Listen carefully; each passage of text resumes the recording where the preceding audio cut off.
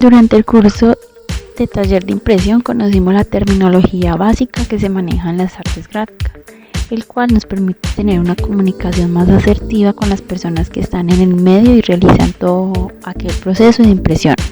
Vimos los diferentes sistemas de impresión, tanto directa como indirecta. Para conocer un poco más del sistema de impresión de la flexografía, consultamos con una persona que ha trabajado en el medio. Así que bienvenido, Rodolfo, cuéntanos, más que todo, ¿qué es la flexografía?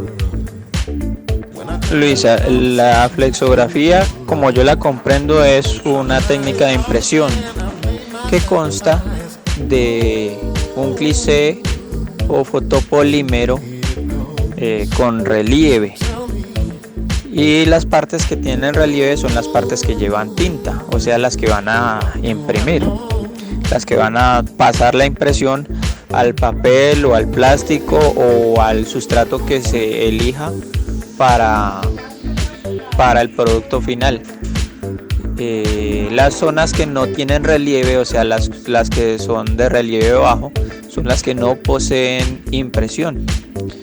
El relieve, a su vez, está compuesto o por imagen sólida, o sea, una imagen que no tiene trama, y por imagen con trama, que son puntos en el relieve. Esos puntos son los que formarían una roseta en una policromía. La flexografía se puede utilizar, o la pregunta era, ¿para qué se utiliza la flexografía? La flexografía se puede utilizar en diferentes aspectos de productos de impresión o que llevan impresión. Por ejemplo, se puede utilizar tanto como la litografía en papel, ¿sí?, o como el offset en papel, como también en productos que ya son de mucho más dificultad al imprimir, por ejemplo el plástico o el caucho o el cartón. Entonces, ¿para qué se puede utilizar? La versatilidad de la flexografía es mucha, porque por lo menos yo en Cali trabajé en una empresa donde se hacían las líneas de los cuadernos, las carátulas de algunos blogs, ¿sí?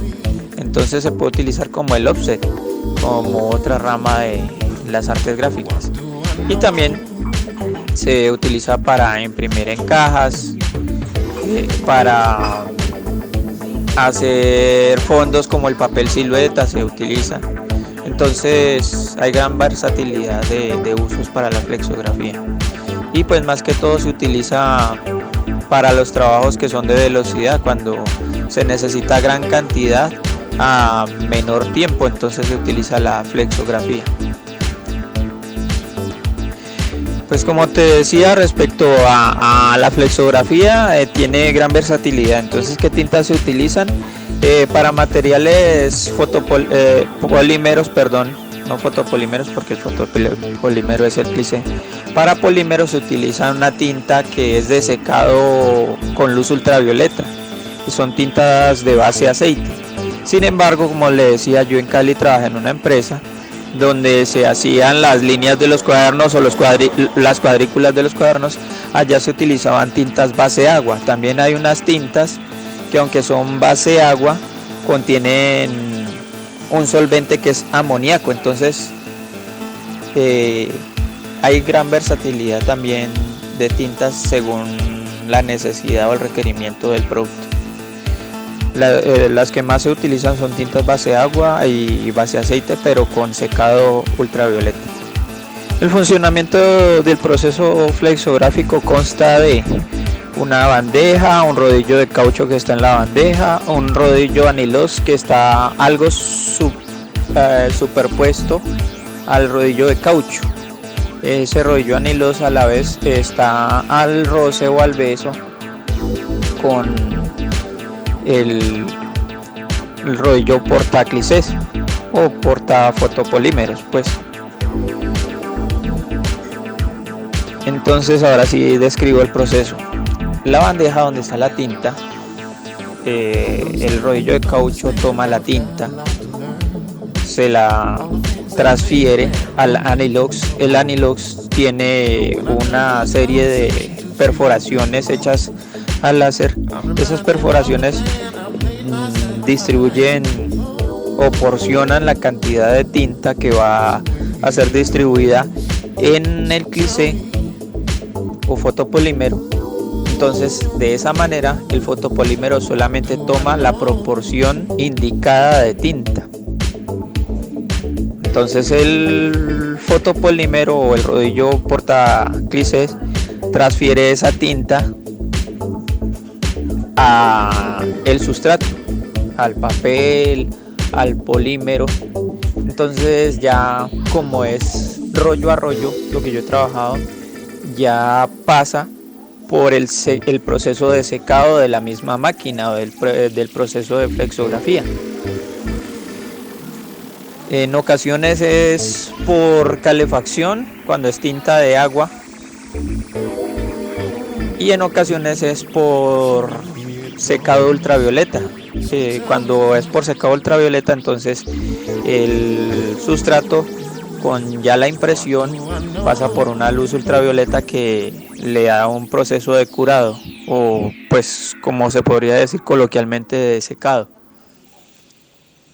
Ya de ahí entonces el sustrato se dirige, o la lámina de sustrato se dirige a la salida de la máquina para ser enrollado o para ser convertido a pliegos.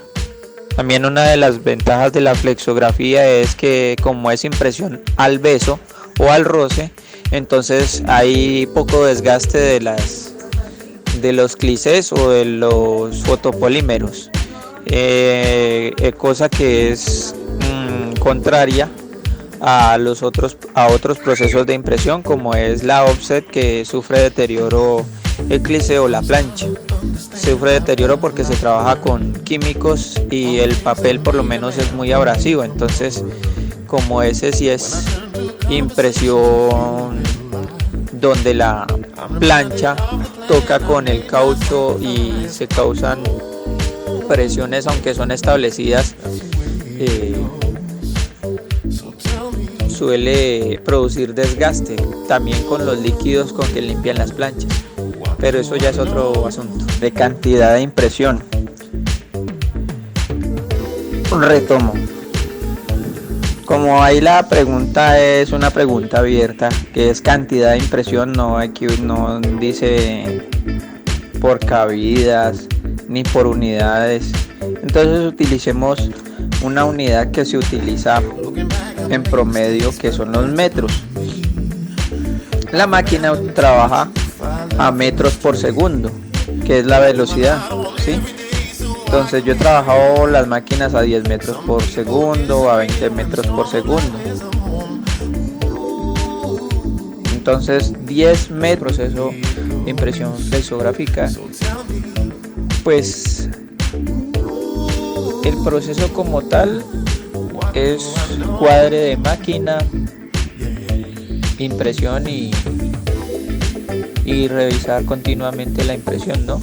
Pero antes de empezar el proceso de impresión se tiene que hacer un cuadre de máquina. Antes del cuadre de máquina tiene que haber un prealistamiento de los materiales. Los materiales son el alistamiento del sustrato, que es donde va a caer la impresión, donde va a ir la impresión, el alistamiento de las tintas, también el calcular la cantidad de tinta que se va a utilizar, si es que ya se tiene un promedio de ese tipo de trabajo, porque a veces ya se tiene en promedio tantos metros, se consume tanta proporción de tinta. Entonces se mira la cantidad de metros que se van a sacar y se divide o multiplica respecto a la cantidad de tinta que se vaya a usar. También pues hay que revisar el estado de los fotopolímeros antes de empezar el cuadre, porque pues si hay algún fotopolímero defectuoso pues habría que cambiarlo, o hacerle su debido proceso para que quede en óptimas condiciones. Vale, Rodolfo, muchas gracias por compartirnos su conocimiento. Algunas de las preguntas que teníamos fueron respondidas en el camino a la flexografía. Sabemos que es de suma importancia como diseñadores gráficos conocer cada uno de los sistemas de impresión, debido a que desde nuestro punto de vista no nos quedamos en simplemente en realizar, sino también contar con las bases que impliquen la impresión, o en este caso tener los conocimientos básicos para el momento de tener una oportunidad, una buena comunicación con el impresor. Esperamos nuevamente contar con su apoyo en el momento de nuevas experiencias. Muchas gracias.